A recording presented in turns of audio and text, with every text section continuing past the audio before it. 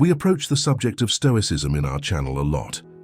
So today, I would like to present an alternative video with 6 Stoic practices that can be incorporated immediately after watching this content. These techniques are simple steps you can take in your daily life right now and have the potential to make a significant impact on your life. As we direct our attention to what is under our control, our actions become more effective and focused. Stoicism guides us in building a clear perspective that enables us to make the best possible decisions.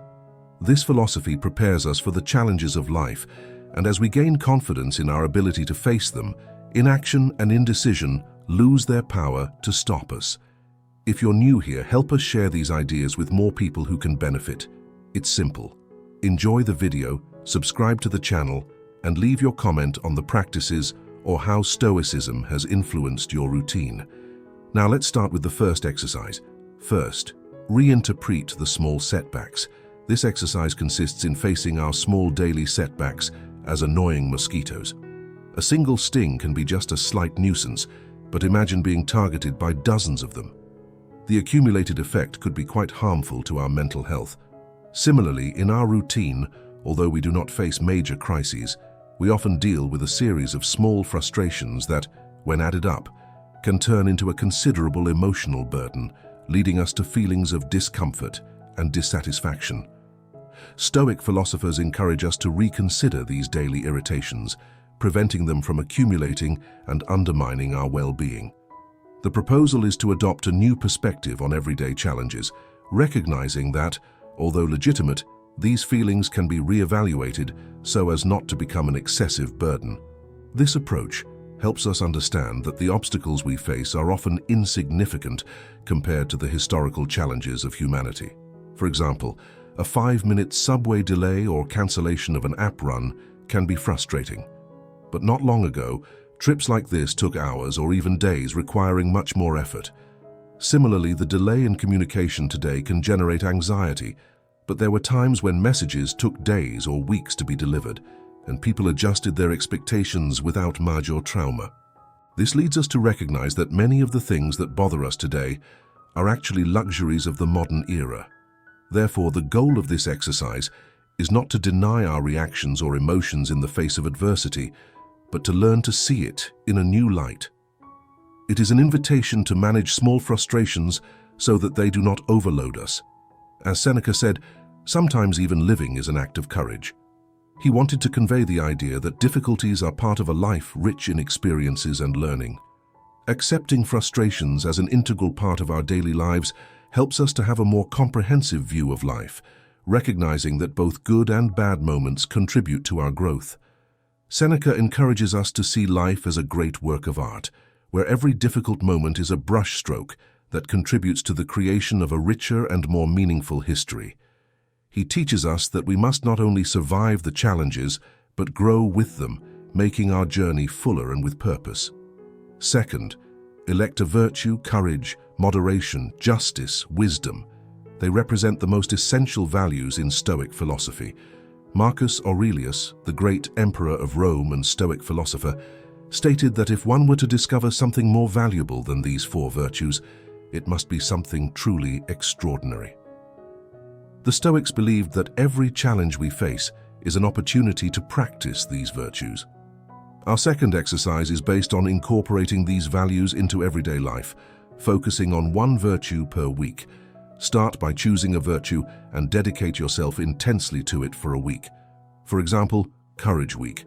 Start with simple actions that symbolize courage, such as getting up early to exercise or dedicating yourself to preparing a special breakfast for yourself. It doesn't have to be something fancy, but sometimes the simple act of taking care of yourself, whether with a nutritious breakfast, exercise, or self-care, is the most courageous act we can perform in our lives. Another deeper aspect that demands courage is resolving conflicts. Imagine a situation with a friend, a family member, or a co-worker. Suppose you had a disagreement due to a misunderstanding during a conversation, which created an uncomfortable mood between you. Instead of allowing resentment to grow or avoid the issue, you decide to approach the person for a frank conversation, explaining how you felt in the situation. without pointing out blame. You are also open to hear her point of view, showing a willingness to understand and resolve what has happened. This step can not only help clear up the misunderstanding, but also strengthen the bond between you, making the friendship, work environment, or family relationship even more solid. Each daily action can reinforce your practice of courage, and thus you improve yourself to move on to the next week by choosing another virtue. For example, in the week of moderation, returning the extra change received in the market will demonstrate its integrity in small attitudes. Recognizing and giving credit to colleagues for their contributions to joint projects at work are other ways to practice justice. In the search for wisdom, you can dedicate time to reading or learning something new that can enrich your personal or professional life, thus starting a journey of continuous learning. During the week of justice, for example, you can start practicing conscious consumption, pondering before acquiring anything if it is really necessary and if it fits your budget. For example, when you come across a pair of sneakers that you like a lot in a store, instead of buying impulsively, take a moment to reflect on whether you really need it and are within your financial planning. This pause for reflection helps avoid impulse purchases, which can disrupt your finances and result in unnecessary overeating. Practicing justice not only assists in the financial economy, but also promotes a simpler and more sustainable lifestyle. You can also apply fairness to better manage your time by establishing clear boundaries between work and rest, thus ensuring quality moments for yourself. Each week, you work progressively on your personal development, focusing on one of the 4 virtues and applying these core values. The 4 Stoic virtues are like guides for a life well lived: courage, moderation, justice, and wisdom. Share in the comments which of the 4 Stoic virtues you choose to focus on this week and why. Your courage can inspire someone to start too. Third, daily review. Seneca advises us to find a quiet place and take a few minutes to write about our day, what we did wrong, what we did right, and what we could have done differently. This technique, widely recognized and recommended by professionals of personal development and psychology, is based on a simple but powerful principle. It originated from the innovative ideas of Saint Ignatius of Loyola, founder of the Society of Jesus in the 15th century, who proposed a practice as daily examination. This practice is not just a method, but an invitation to a daily journey of self-knowledge and growth.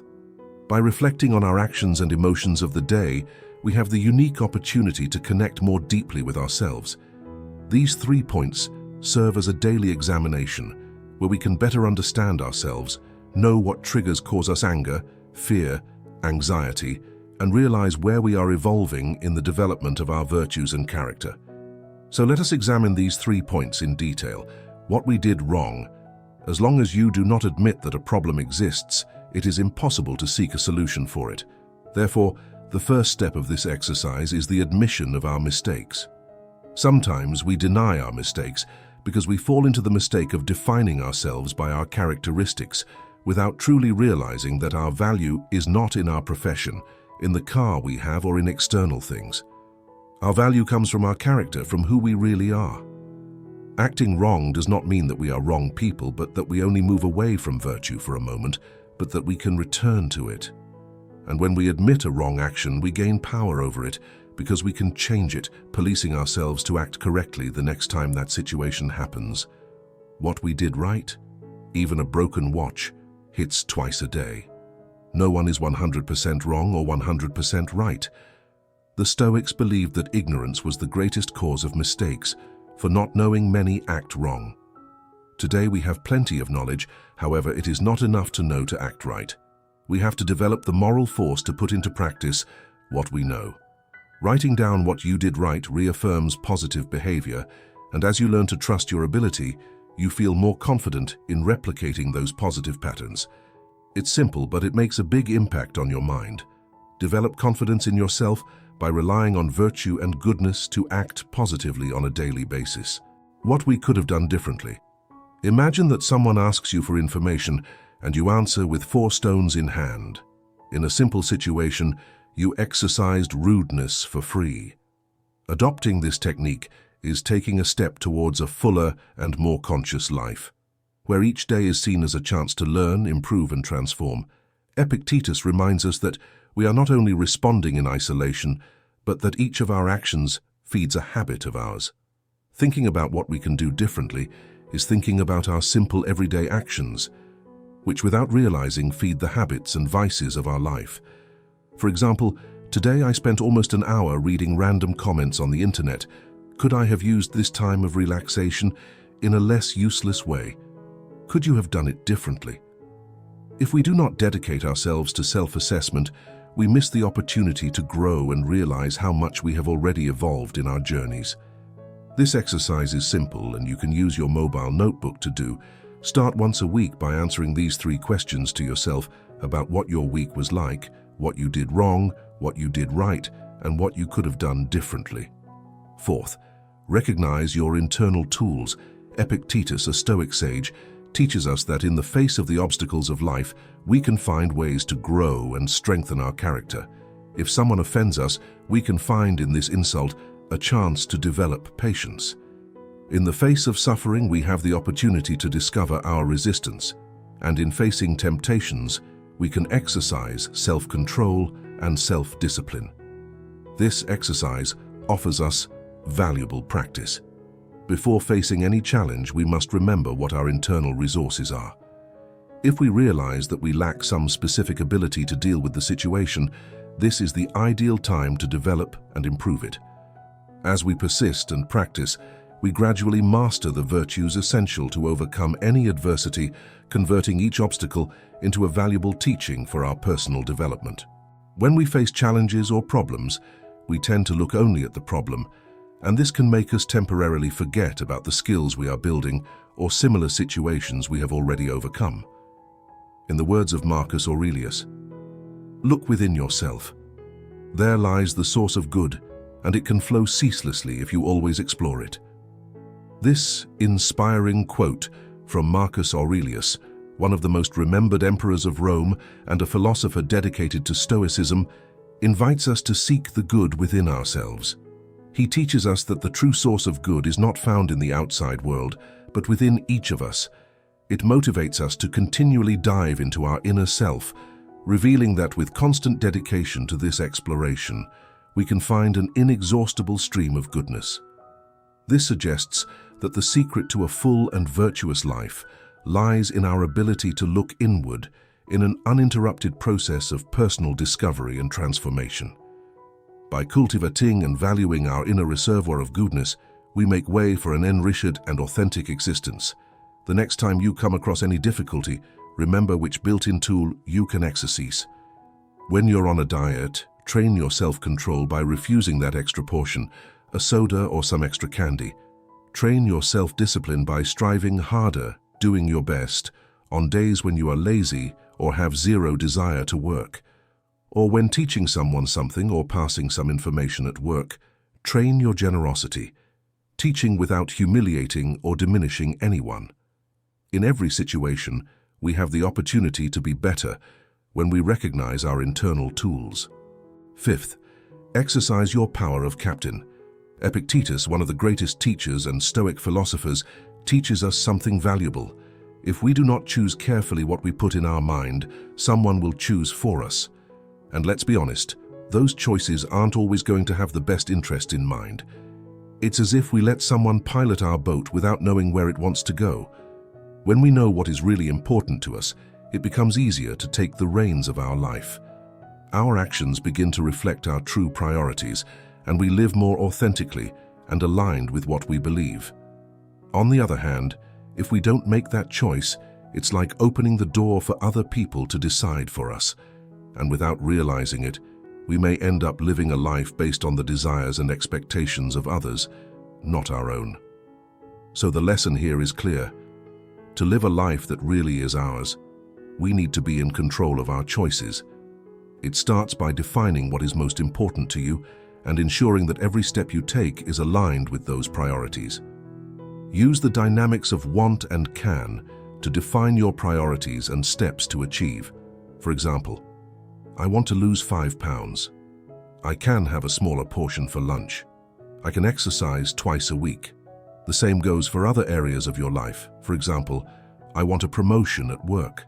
I can dedicate myself more to the project. I can improve my professional qualifications. I can improve my network if new opportunities arise. What you want defines your priorities, and what you can are the actions you can do. In this way, we will be the true captains of our destiny. This can be the first step towards a life lived with more purpose, passion, and joy. We can only put our lives in order when we begin to act, as Marcus Aurelius wrote in Meditations. Stop talking about how a good person should be and be one of them. Sixth, how to decide on what really matters every day. As our last Stoic exercise, let's talk about simple practice. Imagine if, at the end of each day, you made a list of everything you did and asked yourself, would I have done this if today was the last day of my life? This simple exercise has the power to completely transform the way you live. By asking ourselves this question, we begin to look at our daily commitments, identifying what actually has value for us.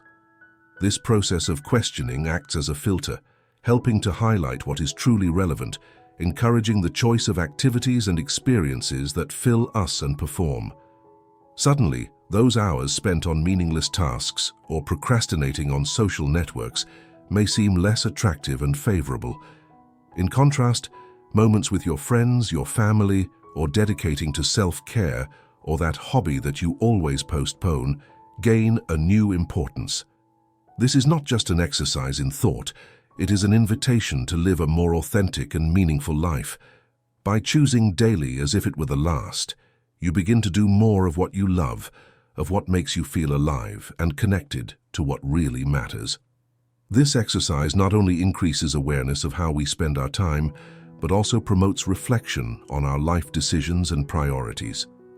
The Stoics called this exercise memento mori, where every day we gain awareness that life was not eternal and discovering the ideal way to live.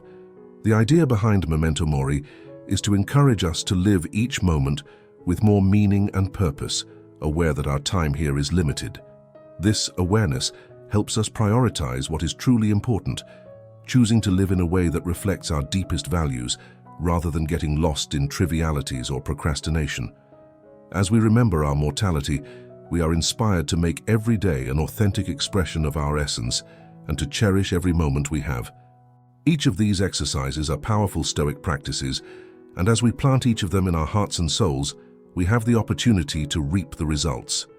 If you got here, comment gratitude, and leave in the comments which subjects you are curious to know from the Stoic point of view to bring in the next videos. In the meantime, take a look at our full playlist of Stoicism on your left. There are several interesting topics we've covered, so it's worth checking out. Thanks for watching.